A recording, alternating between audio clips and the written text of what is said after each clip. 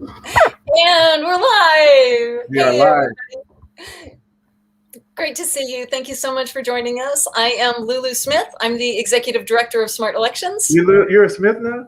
What am I? Oh, did I say that? Oh Yes, my you God. did. The We got podcast married. over. I'm Lulu Freistat. This is Benny Yeah. Smith, one of our technical advisors and an election commissioner in Shelby County, Tennessee. Yeah. Oh my God, I'm so embarrassed. Nothing like just starting it off like with a huge faux pas. Oh my God. Ben, I didn't even know. Okay, so here's what happened. I didn't know if Benny was going to make it or not because I haven't heard from him all day. And so he just kind of showed up and I was very excited that he's here. But obviously I was a little bit flustered. So, okay, now we started off on a fun note. So we have a really, really good program tonight. We are going to focus on two incredibly important pillars in the election security and election protection repertoire. One is risk limiting audits and audits in general, full hand count audits as well. We'll be talking about. We have an excellent guest, Barton, City Clerk in Rochester Hills, Michigan. And we are very, very lucky to have her. She's one of those really great election clerks who's willing to talk to the public and be transparent. I'm a big, big fan. And she was, we'll get more into what she did. She was there part of the full hand count that they did in Antrim County, Michigan, when they had the glitch in the 2020 presidential election. And she's also participating in risk limiting audits in the state of Michigan. There's a statewide risk limiting audit happening right now, a pilot program. So we're going to talk to her. We have questions for her, and we're going to take questions from all of you as well. And then we are also going to talk about, this week is a big, big week in New York. So the New York State Board of Elections is going to have their vote up or down on the Express Vote XL. That's a hybrid voting machine that we have been really fighting tooth and nail to keep from getting certified.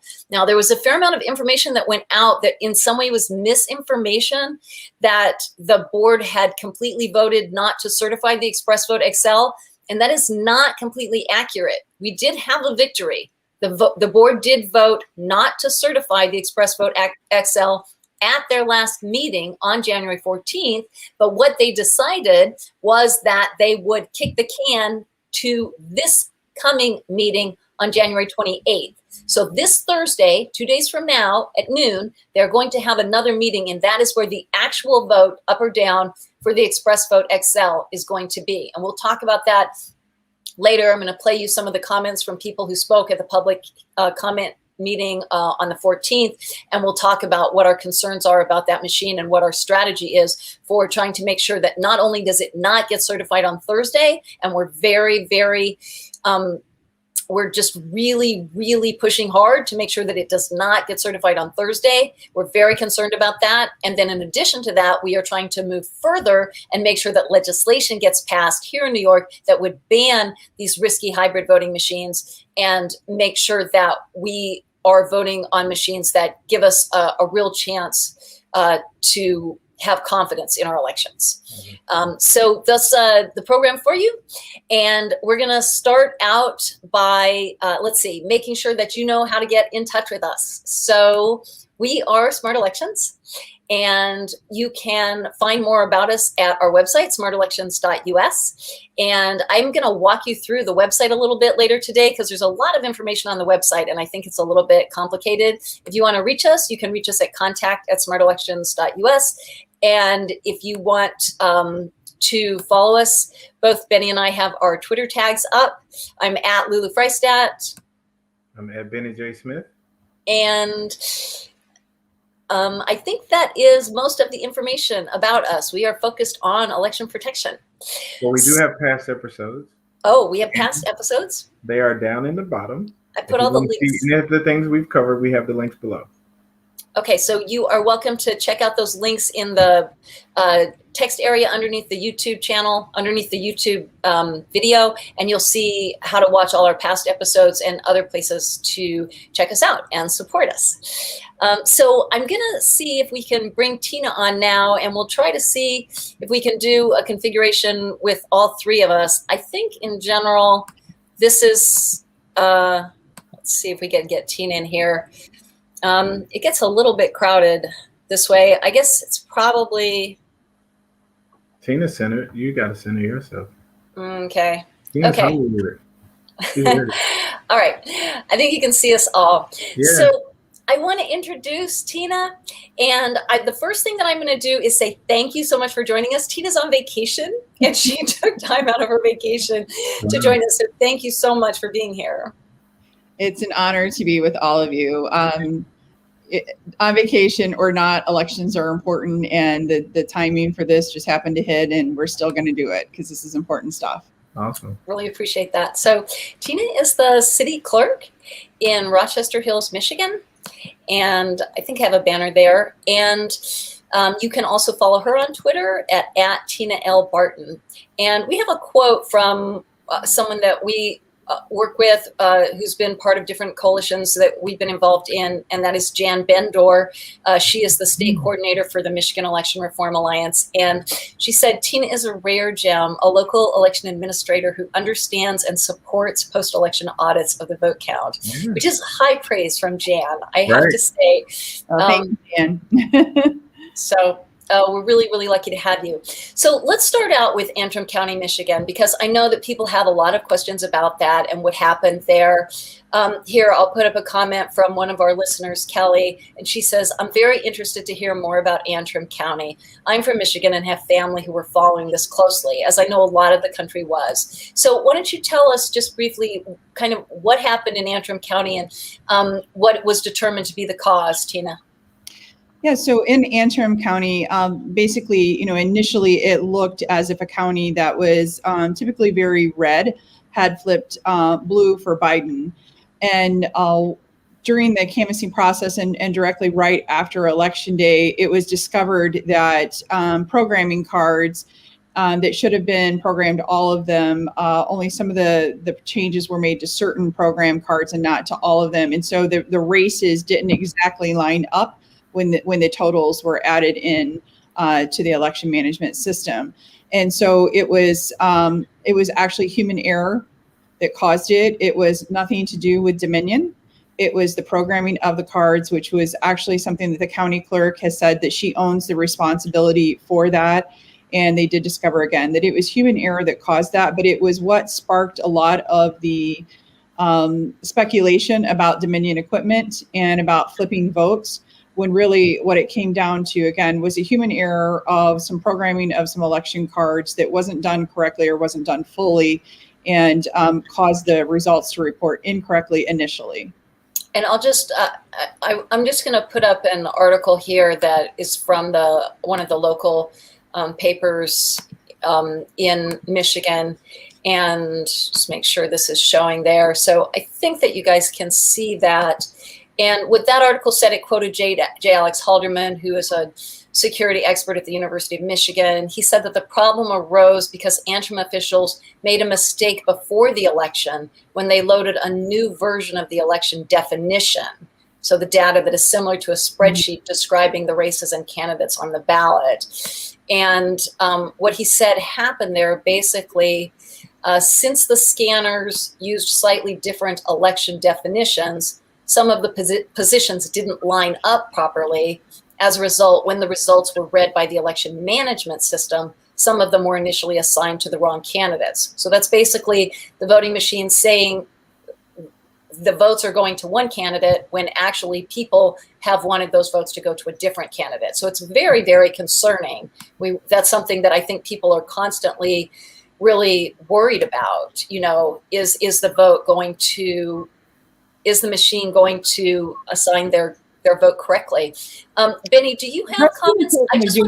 Can I just quickly point in there that that's really the importance and why it's imperative to do logic and accuracy testing prior to the election, and doing it again if any changes are made to the programming of the cards at all, that those machines should be tested again to make sure that the ballots are being counted as something like that can actually be caught in a logic and accuracy test. And that is something that should be done before an election. It's required by law, and we should also be doing it if there are any changes even made at the last minute. We should run some test ballots through to make sure that it is reading the machines correctly. Machines are reading the ballots correctly. So in this case, was the logic and accuracy test just missed there was just an oversight? Honestly, I don't know the answer to that, but I can tell you that's typically when we would catch something like that is in a logic and accuracy test. Benny, okay, I really appreciate that. Benny, I want to bring you into the conversation because I know as a software developer and a computer programmer, you are aware of other ways that votes can be flipped by a machine. And I want to know if you're comfortable with that explanation or if you have more concerns about it still.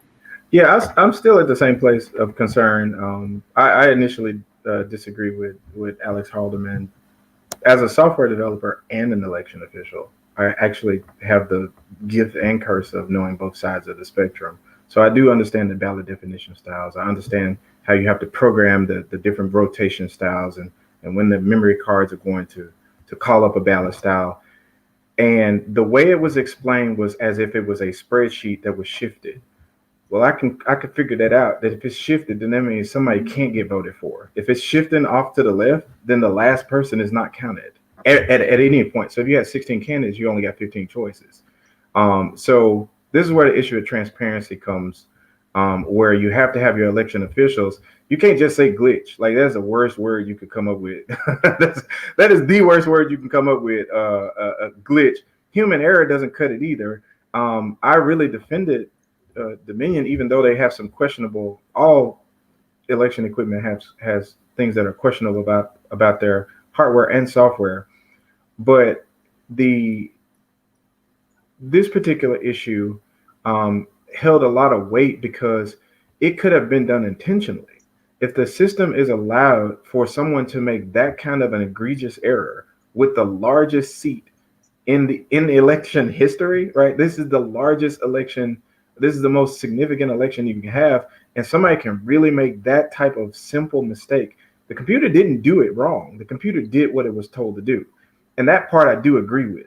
How someone could allow something like that to happen is a horse of another color. So let me just ask you, Benny, because I'm not clear, are you saying that you think there's still the possibility that somebody did that deliberately, that's still a question in your mind? What is your question exactly? No, I would want to rule something like that out in the future, right? If you run into, I do a lot of Six Sigma and a lot of what? What is that? Six Sigma is process improvement, and what we're trying to do is reduce the number of errors that can happen in the future, and we do it like parts per million. We're trying to figure out if this happened 1 million times, how can we get that literally 6 sigma away, which is 2 standard deviations away from the mean.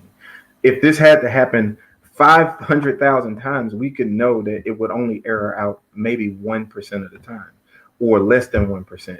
So when I look at these type of repetitive process, there's going to be an election, there's going to be a ballot. Every single time someone is going to do that. So how can you set up a process that basically what Ms. Barton is saying is you got to do the logic and accuracy test right after you do that, because you technically programmed the election to have a mistake that you didn't check to make sure that it was still doing the same thing before you change it. And you see that in computer science, you see it in software all the time. Somebody change one thing and break 100 others, and we never find out until we get to the end that something's wrong. So again, that dovetailed with the word glitch, and it wasn't very transparent in the process.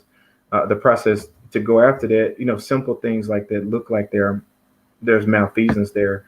When it is potentially a simple error. I think a couple of things there that I would like to say. Number one, there are 2 things that are always in place as checks and balances. Again, not only the logic and accuracy test, but you also have the canvassing that takes place after the election, which is a check on that. I think that it might be strong to insinuate or to suggest that in this type of a case that something was done nefarious. The county clerk openly admitted that it was a human error. It was her mistake that it happened. She thought she only had to burn the certain number of cards that had impacted those races. She did not realize that it was going to impact the other cards also. So it was not an intentional Right. thing that was done. And I think we have to be careful when we have election officials who are working tremendous hours and putting in, literally exhausting themselves mentally and emotionally and physically during these times with constant change that happened like it did between September and November. Just the last pay period for election day, I put in over 80 hours of overtime in 2 weeks' time.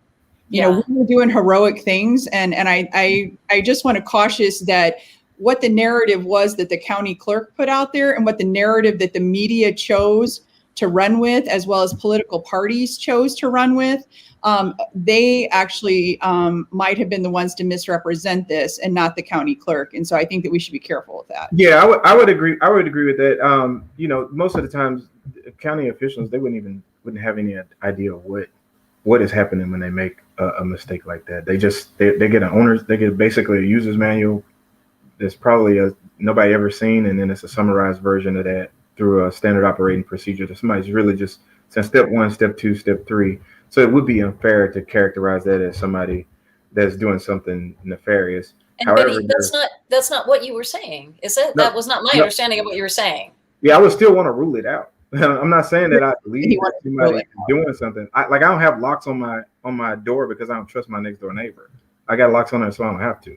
So this should be something that is still germane to the subject, that you want to have some rigor in making sure that if somebody wanted to do something bad, that they couldn't.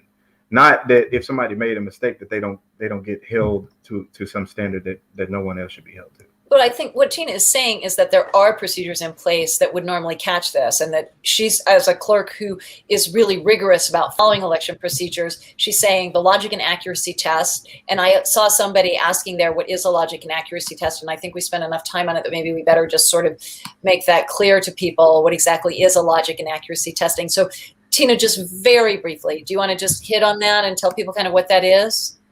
So basically for us here in Michigan, our county clerks program our elections.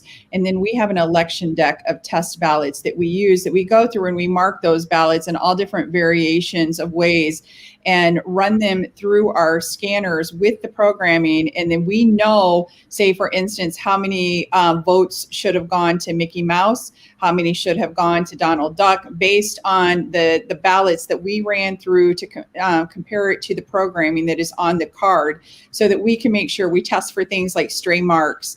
We test for things like overvoting, undervoting, blank ballots. Is the machine still reading it the way it's supposed to read it? And so we run all of these test ballots through with all these different variations against the programming of the election card to make sure that on election day, it is going to read the ballot and count it as cast. Right, Lulu, but there's a considerable amount of nuance to there, because there are over 6,000 jurisdictions and everybody does it differently.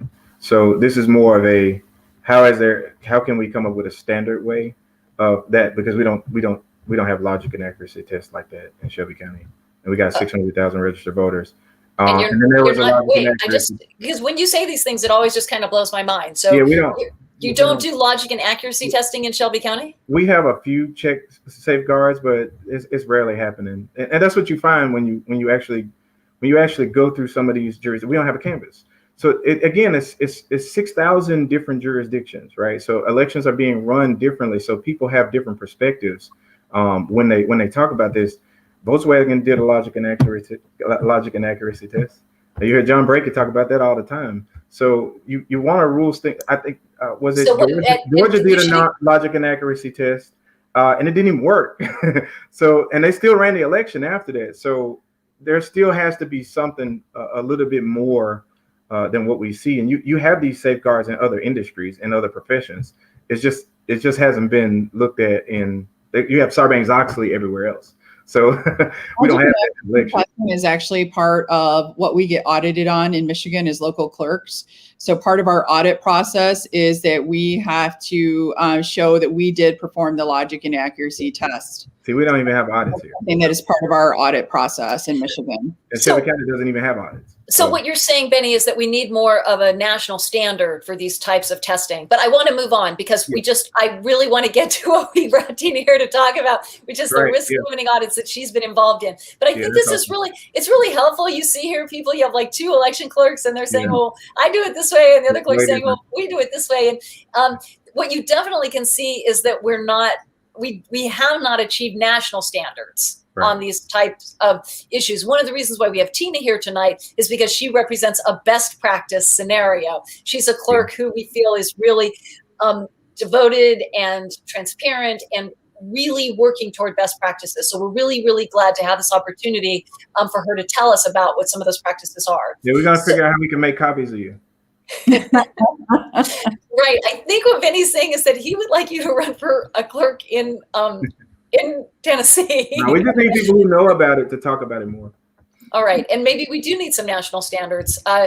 We can look through the SAFE Act and see if that sort of thing is in the SAFE Act is the piece of legislation that I think most election security advocates are supporting. And I really have never looked through it to see, for a logic and accuracy test. I don't know, what it says about that. But I want to move on. I do want to get to the risk limiting audits. So what's really kind of interesting right now. So in Antrim County, in order to address this issue, they did a full hand count audit, and you were there for that, Tina. And just tell us briefly what that was like to do a full hand count audit there, because you were under the microscope. There was a lot of pressure. Yeah. So obviously, Antrim County is in very northern part of Michigan, so it's not a highly populated area. So to be honest with you, Antrim County had less ballots to count than what my city did.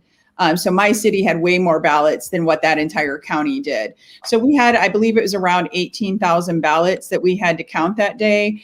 And we had, the groups all set up in there, and we were looking specifically at the presidential race. And so in calling this an audit, we were looking at it as a risk limiting audit, but with a 0% risk. So basically it was going to a full hand count was what it was doing. And so we ended up going through and doing a hand count of all of those. They brought in a Republican clerk and a Democratic clerk together. So I was there with Chris Swope, who is the Lansing city clerk, and the 2 of us were there, and we operated as the vote review panel. So if there were any questions that would come up on a ballot as to who would this vote actually go to, they would call us over to the table. We were checking all the seals on all of the bags against what the paperwork said they should be, what number should be on that seal, how many ballots should be in that bag. And then we were resealing that up for them and putting all the correct seals on there, having them sign all the documentation, and then turning the sheets over to the Bureau of Elections, who was there ultimately overseeing the audit. And we were kind of working that for them as a Republican and a Democratic clerk to show that we had bipartisanship helping to oversee that audit process. So let me just see if we have any questions. And I think one thing to point out too is, ultimately when that situation is fixed, it was fixed in Antrim County. And I think it's important for people to understand that we do have a canvassing period after every election. And the purpose of the canvass is to fix any errors that might happen, whether, if they were intentional or not intentional. And so that is what the canvassing period is for, because at that time we're looking at the paperwork of what did the voter list say as far as how many people actually were issued ballots, how many ballots went through that machine, and you're looking at seals. So that's a time when you're looking at all that documentation is in that canvassing period. And that's where you can find these mistakes and then correct them. And once that hand count was done in Antrim, we saw that the vote total adjusted like around 12 votes in total. You're always going to see a slight difference in a full hand count than a machine count, just because that happens, and the hand count rules sometimes are different than the way the machine reads the ballot. So there was about a 12 vote difference on that at the end of the day after about 18,000 ballots. So was it stressful? I think there was a lot of people kind of focused on that. Was it stressful for you? To be honest with you, I expected there to be a lot more attention paid to it. I mean, for me, as a City of Rochester Hills clerk, right after the election, I mean, I faced death threats. We had, people sending have left voicemails, sending messages, and so there had been a lot of stress already. And so, in going up to Antrim, to be honest with you, my husband went with me. Going up there, not knowing what we might face when we got there. And actually, it was a very civil environment. There were only a few people there that were observers, and everybody handled themselves very professionally. And I never felt uncomfortable or unsafe. And so it was all very well done. And how long did it take to do? It was a hand count of 18,000 ballots. How long did it take? We finished it in one day. And it wasn't that difficult. No, it's not. See, this is the thing that I really, I have, people are just like constantly saying that like, you can do hand counts. It's so difficult. It takes so much time. It's so inefficient. You guys did the full county. It's a small county, granted, but you did the whole thing in one day. You have to look at the logistics of it. It becomes a project management. How many teams are you going to have? So you're going to look at how many ballots do we have to count here? How many teams are we going to need to efficiently get through them in whatever time period it is you're looking to complete the task? And you have to know about how many ballots can we count during that time period. And so, it can be done. It is monotonous. It's time consuming and it's brain numbing, to be honest with you. 1, 1, 2, 2, as you're counting all of them, but it can be done. And I think you really see an increase in public confidence when you do something like that, when you do a full hand count audit. I think there was, especially with as much stress as there'd been around Antrim County, I think it was fantastic that you guys did that. I think there is nothing. We live streamed it. Yeah. And I think that's fantastic. So let's move on now and let's talk about the pilot risk limiting audit that you're doing in the whole state of Michigan. And I think for some people that can be confusing because you said that the audit in Antrim County was a risk limiting audit, but with a 0% risk, as opposed to a risk limiting audit with like a 5% risk. And I think most people, it's very counterintuitive, but can you try to just sort of lay that out briefly for people? What does that mean that a full hand count audit is also a risk limiting audit? So in that particular situation, we were piloting risk limiting audits, right, here in the state of Michigan, and that's what we were doing. And because there had been so much concern specifically on Antrim County, we did not want to include any way for variation or any type of a risk there that would say, well, it's possible if we had gone to a fuller count on this that we might have seen different results. We felt that it was really important that we count every single ballot because this was the one county that had been talked about nationwide. And so we left zero room for risk in the fact that it might not fully represent who the winner was and who the loser was. And so that's what, the risk limiting audit will do is it will secure that the winner was the winner and the loser was the loser. And what we wanted to do in this case was leave zero risk there, that there was a 100% count. And so that we knew exactly what the totals were. So I got a question. Like typically you use it as an administrative lever, right? Typically you say if it's a wide margin, the risk is a lower, and then you count a sample of ballots. But because there was so much frustration about Antrim County, then you just did it administrative to say, well, we're going to put this to a zero amount, which means that it's basically a tied race. And then that triggers the audit to audit all of the ballots. Because a lot of people were saying, well, if we do risk limit audits, what if we want a whole audit? And they thought that they were being punished to some degree by choosing risk limited audits over a standard audit, but just using that administrative lever to say, well, we're going to do a zero risk, that is basically a recount.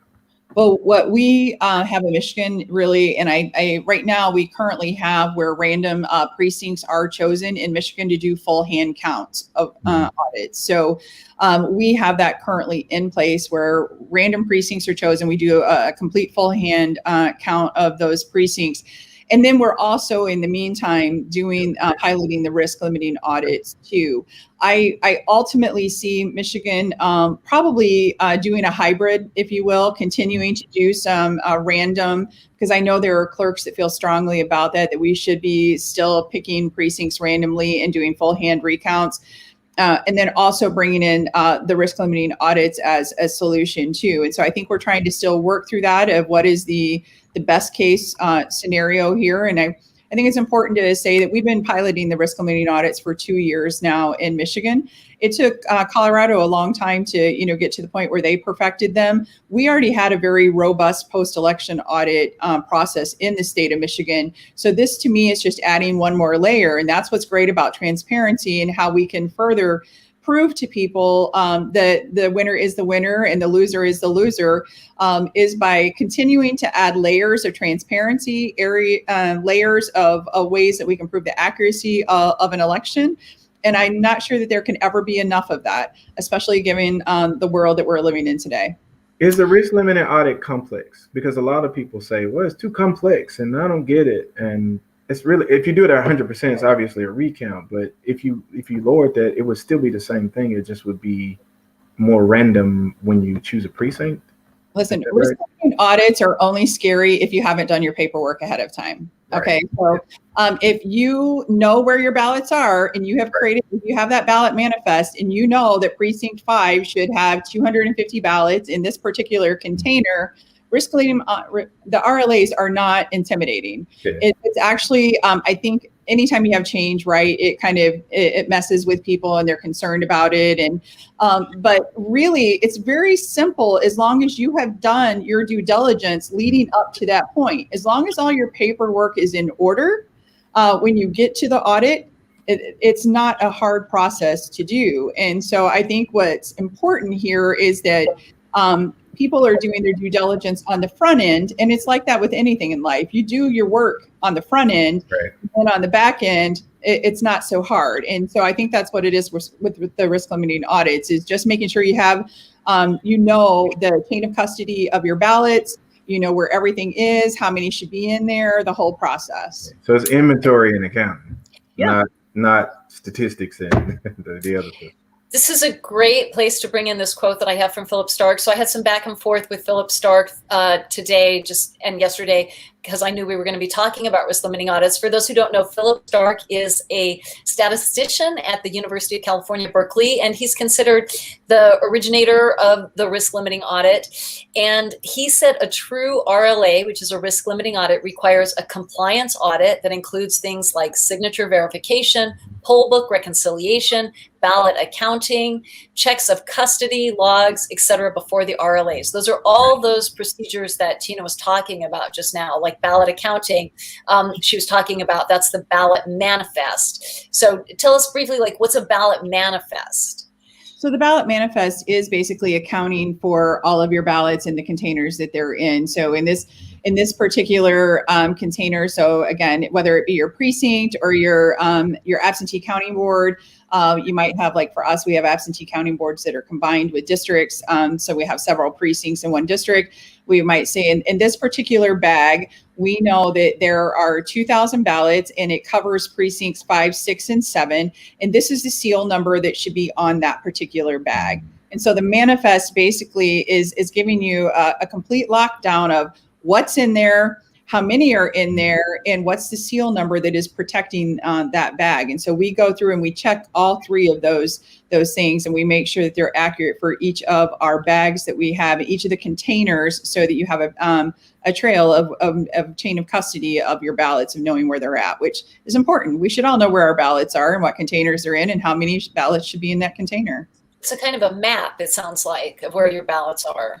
Like a flight manifest. Counting chart. I think that you're accounting for all of your ballots and their whereabouts. Okay. And then I think it's really good just to give people a broad overview. People may not know exactly what is a risk limiting audit. So I'm just going to lay it out very briefly, and you can see if you think I have this correct, basically.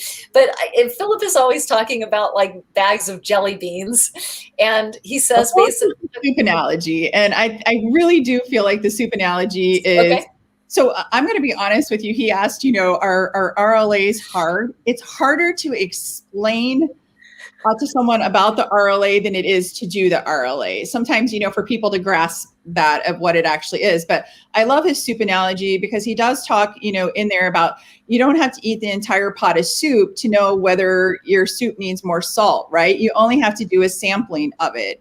And so by sampling the ballots, we can tell if the winner is the winner and the loser is the loser.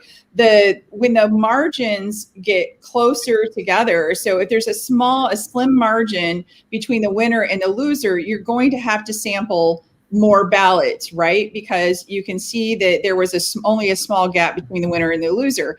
But if the gap between the winner and the loser is large and they have this substantial difference between the two, the sampling is going to be smaller. So for instance, in March in our presidential primary, we had to pull a lot less ballots in our risk limiting audit here in Michigan than what we just did here off of the November election because the margin was closer. So for my particular community, I had to pull 157 ballots for the RLA that we just did for the November election. And so again, the closer that it gets, the more ballots you pull, the further it is apart, the less ballots that you need to pull, because statistically what you're trying to prove is the winner is still the winner and the loser is still the loser.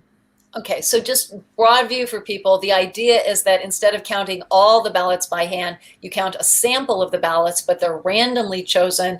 And so that tells you that the race either is accurately called, or if those randomly chosen ballots come up with the wrong information, well, then I wouldn't say accurate. It's statistically the pattern should follow the same thing. I think Philip will. And you may have say it doesn't call winners and losers. I'm sorry. Yeah, don't talk at the same time because I can't follow you. So Benny, I'm sorry. Did you feel the language I was using was incorrect? Yeah, Phil will correct everybody. The RLA doesn't pick winners and losers. It just shows that the pattern of the way those votes should come in should be proportional, and statistically they shouldn't veer off of a certain path. The further out you go, if it's 60-40, the pattern should randomly draw almost in a 60-40 progression. That's for a ballot polling. No, that's the RLA is basically a statistical sampling, and that sample should fill in those beads almost the same way that the end total is. Okay, wait. Philip has joined us. Wait, yeah, I'm sorry. Get Philip in. So Philip is. I'm sorry. So, all right. Philip, I told you should come on the forum, but he's he's. So Philip is saying that he can pick winners and losers now. All right. So please let's see. He's saying number two that this is not in regard to what we're saying at all. So Philip, please type in your correction to what you think we're saying, and we will obviously stand corrected if we think that we've got some point of the risk limiting audit incorrect. But I want to just move on to confidence, voter confidence. So one of the things that struck me right now about what you were saying, Tina, is that you pulled 157 ballots, and that was for how many votes did you have? How many voters voted in that election? So we had a total of, let me see, I think we ended up with somewhere right around 50,000. I have to look at the total. I know we ended up with around 32,000 in absentees, and I feel like we ended up with somewhere around 15,000 at the precincts.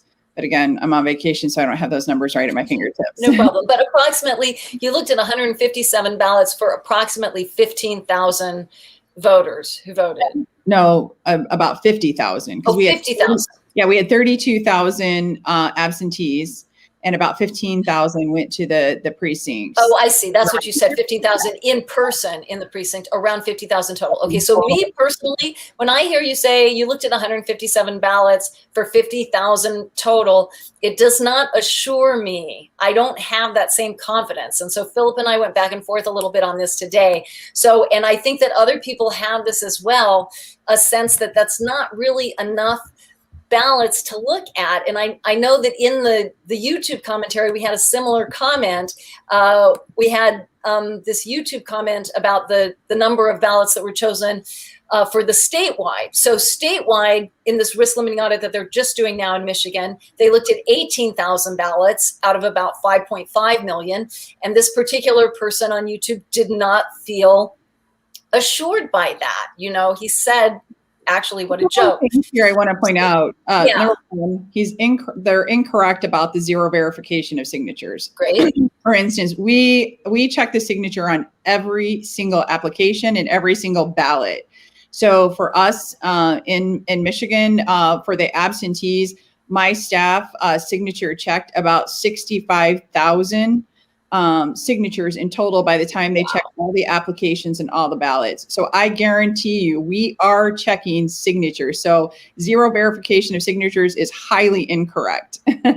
Right. And that, again, I think what we're looking at here is this statistical analysis of that election of how many ballots do we need to pull to statistically say that the winner is still the winner and the loser is still the loser. And so out of all the ballots cast in Michigan, statistically, we needed to pull about 18,000 ballots to come to the same conclusion of the winner still being the winner and the loser still being the loser. Now, what I was saying and what you and I were chatting about before the forum also is just that I think that for voter confidence, it's good to additionally do some randomly drawn precincts fully by hand. Yeah. And I just think that's the difference between voter confidence and statistical confidence. Right. And then you were saying, Tina, as you said earlier tonight, that you think that the Michigan election clerks will be doing something like that. Well, we are currently doing that. Right. Again, that's something that was mandated. We started, I believe, in 2018, started doing the full hand count of random precincts being chosen across the state where we would do full hand counts.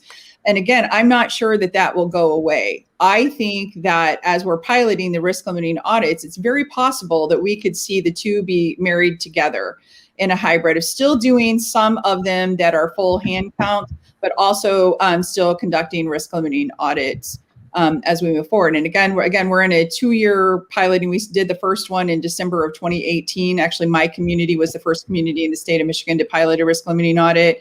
And we're still perfecting all of that. And I think that elections in general are constantly in a state of perfecting, right? We're always learning and we're always trying to make things better. And I think that there is a way to bring these two together and make it a better case scenario. I think that would be excellent. I know for me, I would feel more comfortable with something like that, where you have some full hand count audits and some in a combination with risk limiting audits. So I'm really excited to hear that you're doing that. And I think we have to wrap up because we have to talk a little bit about New York too. And we held you longer than we said we would on your vacation. It's nice of you to stick with us. Obviously, it's a hot button topic, and we have a lot of people sort of like piling in on the comments and stuff like that. So I think, Philip, the thing to do is for you to come on next week if you would. And actually, we have our next forum in 2 weeks, and then we'll ask you questions directly and give you a chance to keep us up to speed on all of this. I really, really appreciate you coming on, Tina. And I think one thing, you may not have answered every question that we have about risk limiting audits, but I think you have provided people with a stronger sense of confidence that clerks are really going into the details, that you are doing logic and accuracy testing beforehand, that you are doing ballot accounting and checking the ballot manifest and doing chain of custody and checking signatures, and that there's a lot of processes in place, at least in some counties, like in your city and in some of these counties in Michigan, those processes are taking place, and we want to see that happening across the country. If I could celebrate Tina also, what we heard Tina say was processes, documentation, organization, and procedures. Nothing about the other stuff that we hear in the weeds when we're talking about elections. And that is the part that we need people like you, Tina, to come out and explain it. Nobody really understands how this stuff actually works. And if you had bad or flawed processes, that's what creates all the other stuff that we hear on the back end. And Tina, also, I want to leave this conversation with this one word that she brought up when we were talking. And you want to talk about transparency, Tina? Do it. Absolutely. I feel like when I was telling you earlier, when we came out of the 2016 election after November, it was incredibly clear to election officials across the country that our hardcore focus had to be on cybersecurity. We had a lot of concern about that, of being, infiltrated and bad, black hat actors, nation state actors. And all of that was a big concern. And we spent the last 4 years working really, really hard to make sure that our systems were more robust, so we did not see any hacking going on of our elections.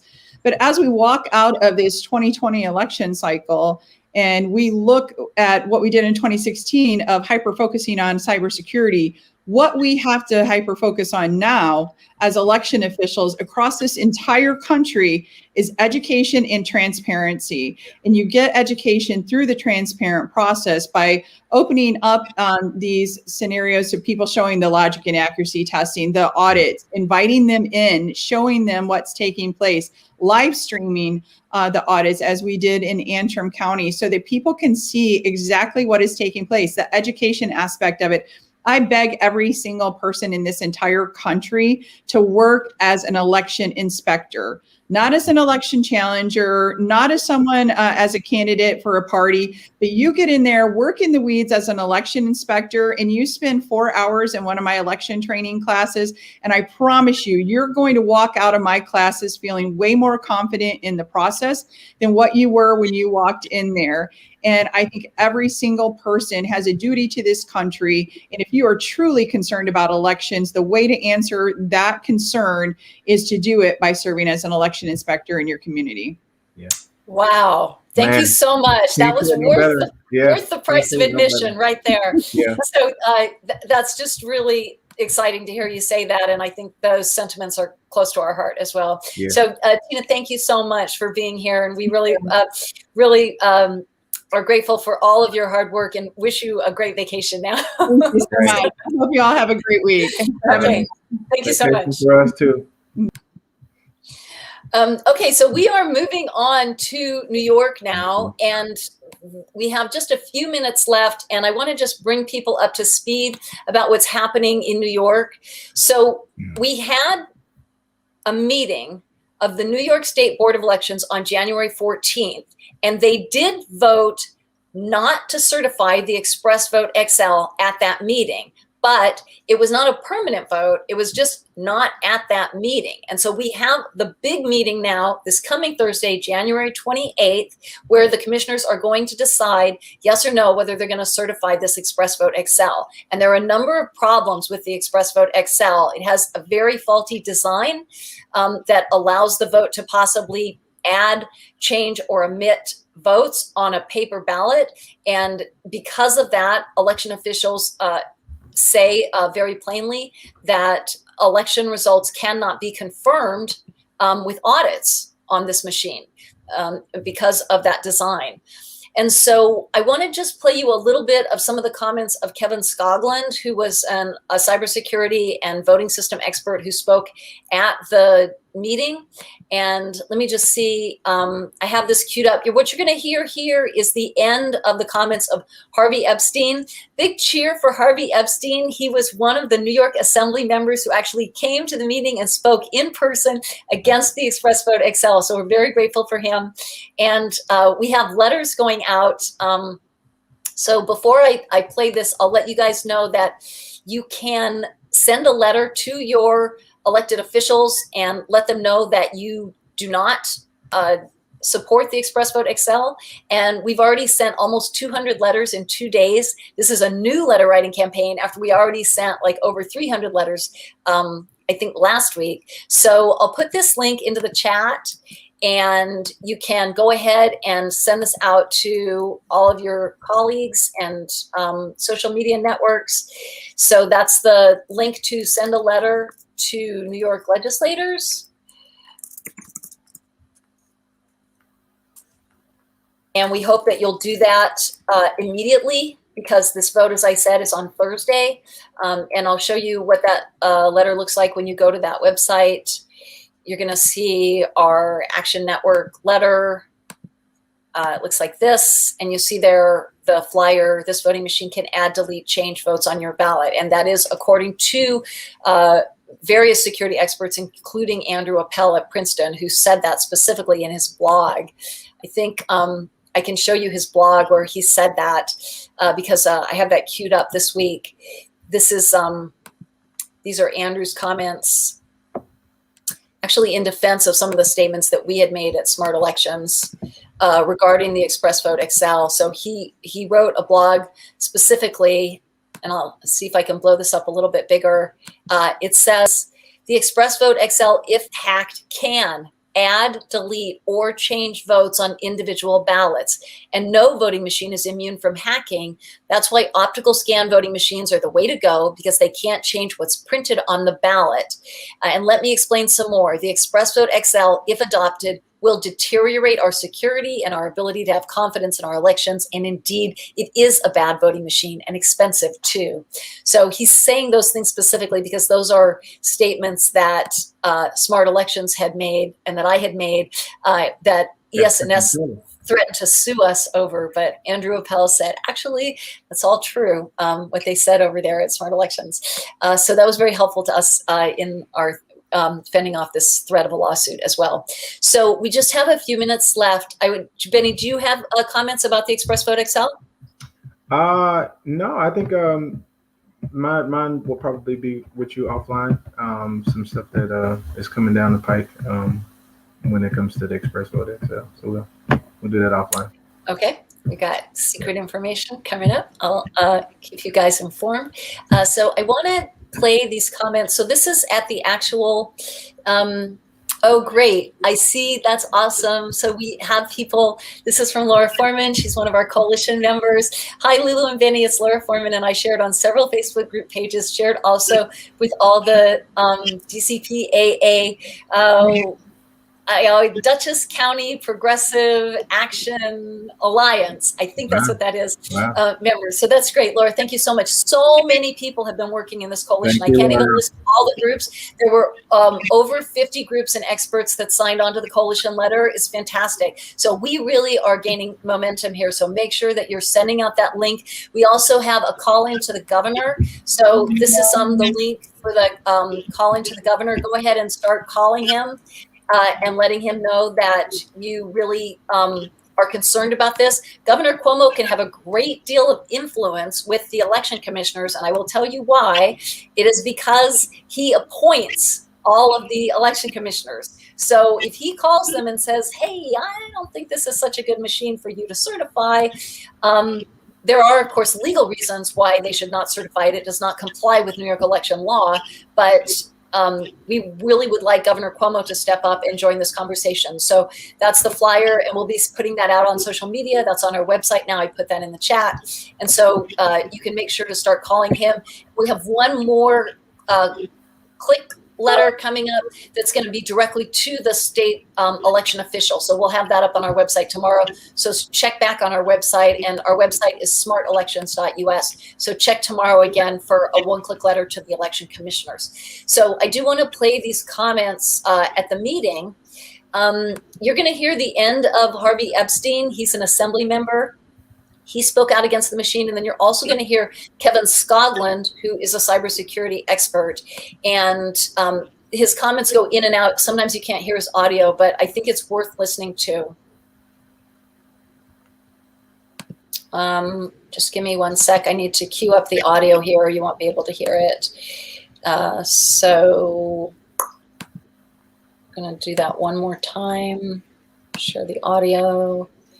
There's the meeting. And this is Harvey Epstein. The drawing board. I think we need to ensure that this machine does not get certified. The barcode issue that Nick raised as well, the accessibility issues are deeply, deeply concerning. I stand along with my colleagues in government and with organizations like Common Cause to ask you to reject this. And there are questions around additional statutory language. I'm happy to work with my colleagues in Albany to amend the statute to make it clear, but this is definitely not in line with what we intended to do. And I don't think this is anything that will benefit millions of voters in New York. And we need to get this now. Thank you. Thank you, Assemblywoman. Next, I have Kevin Skoglund. My name is Kevin Skoglund. I'm the President and Chief Technologist for Citizens for Better Elections. I'm also a cybersecurity and voting system expert. For written comments, I recommended against certification of ES&S EVS 6041. Is notified by not requires federal approval. The modifications have voided any prior certifications. It's concerning that this uncertified version makes significant code changes to every single component. SLI's test report doesn't list those changes. So his audio goes out a little bit here, and they're going to have him go back. But what? Sorry, we're having some trouble with your feed, Kevin. You hear me? I can now, but I missed a part. You can get back after you talking about the changes that ES&S made. Certainly. The version being considered also uses extremely outdated software. It runs on Windows 7, which became end of life a year ago. End of life software with critical plug security patches. Companies pay a lot of money for it. Taxpayer money should not be spent on outdated, insecure software. I do not understand why ES&S is asking New York to certify this old software and have a newer version. EVS 6100 uses Windows 10 and was EAC certified in September 2019. At that time, ES&S said they would migrate their customers to Windows 10. Well, a year ago, ES&S took this new version to Texas for state certification. Initially, ES&S told New York its version used Windows 10 too, like Texas, but SLI made them correct it because it's not true. It's weird. Both the old and the new version include the ExpressVote XL and ExpressVote tabulator components. I understand the appeal of an all-in-one device that can both mark and tabulate ballots, but these have critical design flaws. First, ballots are stored in chronological order. An election official who knows the order of voters could discover how they voted. This violates the right to a secret ballot. It enables voter coercion and vote buying and selling. Second, the paper path inside the device is such that every cast ballot passes through a printer on its way to the ballot box. It's like giving a cast ballot to a person holding a pen. A hacked or malfunctioning printer could change the ballot or just black it all out to make it unauditable. This board reviewed the Dominion image cast evolution for the same flaw and required that the printer to be mechanically disabled until needed. But here, every voter needs the printer enabled for the device to even function. Third, the XL's privacy curtain also gives privacy to anyone wanting to break into the poorly located admin panel, which contains the election results and the core software, or to stuff the ballot box, because a new voting session can be started simply by inserting another piece of blank paper. Fourth, the massive tabulation failure in Northampton County, Pennsylvania in 2019 was never independently investigated. The software flaws which allowed that failure may still exist. Fifth, many voters, and especially voters with disabilities or using non-English languages, find it difficult to verify their ballots, in part because it has small, faint text whose size and language cannot be changed by the voter. For these reasons, I recommend that the board reject EVS 6041. The board should invite ES&S to submit EVS 6100, but without the ExpressVote XL and the ExpressVote tabulator. So those are the comments of Kevin Skoglund, who is, as he said, a cybersecurity and voting system expert. I think the thing that struck me the most that people haven't talked about is that you can start a new voting session with just a blank piece of paper. So you could just stay in there and just vote as many times as you want. Anything caught your attention there, Benny? Yeah, that was the main one. I didn't realize that ES&S was offering, even though I heard it in our local fight here, that they were offering Windows 10. I think we were all together at Netroots when DeMillo announced that they were going to stop using Windows 7, that Microsoft was going to stop supporting Windows 7. So that's significant too. Why would they push the old operating system down? It's very strange. What Kevin said there is that so the ExpressVote XL, as it's being certified in New York, is being certified with Windows 7, which is already at end of life. It's an old operating system. So Microsoft Windows has extended it now apparently to 2023, according to the ES&S spokesperson, but still very old Who software. cares? It's still garbage. And so and this is something that people might not realize, but ES&S has engaged in a whole series of deceptions in this certification process. So one of those deceptions was that they initially told the board that this system was running Windows 10. And then, of course, the system gets tested by 2 testing labs, and the testing lab said, no, this is Windows 7. And so then ES&S had to backtrack and say, like, oh, yeah, actually, this is Windows 7. That was just one of the deceptions that they engaged in. Another one was that they were supposed to have full disclosure about lawsuits and litigation that they'd been involved in, and they did not disclose many of the lawsuits that they'd been involved in, and the board found that out also, and made them disclose a whole slew of litigation that they were involved in.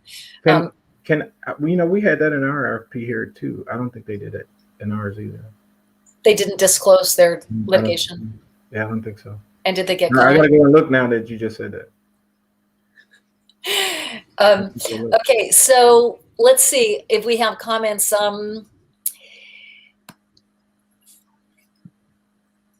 So I just want to, so we have a comment from Anna Morrill about support here. This is good. New York Assembly members, 33 New York State Assembly members sent a letter to the New York State Board of Elections in opposition of the certification of the Express Vote XL voting machine on January 22nd. That is fantastic, and we should get a hold of that letter. Anna, do you want to send that to us? Because we'll put that on our website.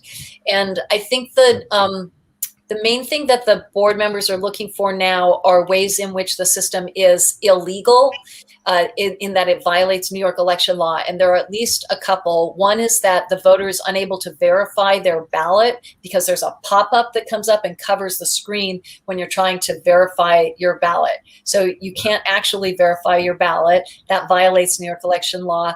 The second that we know is a violation is that the machine is only printing those summary cards in English, and it's required by HAVA and also New York election law to print them in the language of the voter in certain counties where they have a certain percentage of non-English speaking voters.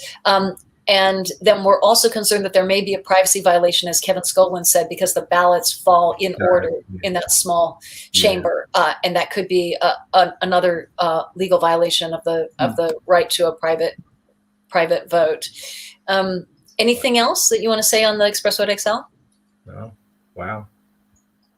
Okay, so keep those letters going and call the governor. And tomorrow we're going to have a one-click letter also to send to the election commissioners. So we are on a roll. We want to feel really good that we came out of that meeting on the 14th and they did not certify, but we do not want to just let our guard down. We want to keep all the pressure on, make sure that we get through Thursday, that they vote no on the Express Vote XL. I will also say that there is another piece of software that we are trying to ask them to say no on, and that is the DS850 update, because the update makes it incompatible with the AutoMark, which is a ballot marking device that many voters with disabilities are really fond of. And so we don't want the AutoMark to be made obsolete. So that's in that letter that I put the link up for. And if you send that letter, you'll be also sending them the request to the legislature to let the board know not to certify the DS850. So we're a little bit over time now. And I'm just going to, I am going to just do a little bit of, information about smart elections and things that we have going on, how to stay in touch with us, how to support us, how to donate to us. That's actually really, really important. So we do have a fundraising drive up right now. We're trying to raise $60,000, and we have had some good donations coming in. So thank you so much. Some people are donating like $5 a month. We really, really appreciate it. Some people made larger donations. We really appreciate those also. So you can donate by going to the website, and the link is smartelections.us/donate. You can become a tax-deductible monthly subscriber, and we are asking you right now to please give as much as you can. People do not realize how much we're doing. We have done so much in the past year. We transcribed and compared around 600 to 700 poll tapes nationally. Then we transcribed and compared all of the poll tapes for the Senate runoff in Georgia. We also have been battling for better voting equipment. We've been holding these forums to educate people. We're also investigating legislation like HR 1. We've been very, very busy, but you know what? It takes money, it takes staff, and we really, really need you to donate and support us right now. We're trying to raise that $60,000 by the end of February. So we'd really appreciate that. And then we want to make sure that you sign up for the next forum. The next forum is on February 9th, and you can sign up on the website at smartelections.us, and you can also support us by letting people know about the next forum. You are our PR machine, so you can find us on Twitter, you can find us on Facebook, you can find us on Instagram and on TikTok, and you can watch all of our former forums. As Benny said, those links are down below in the chat. All right. So, and while you're there at YouTube, please be sure and subscribe. So as soon as you get off the forum right now, please go and sign up for the next forums and let all your friends know, let all your family know, and we will see you back here 2 weeks from tonight. Thank you guys so very much, because this is what democracy looks like. That's right. We'll see you soon. Good night, everybody.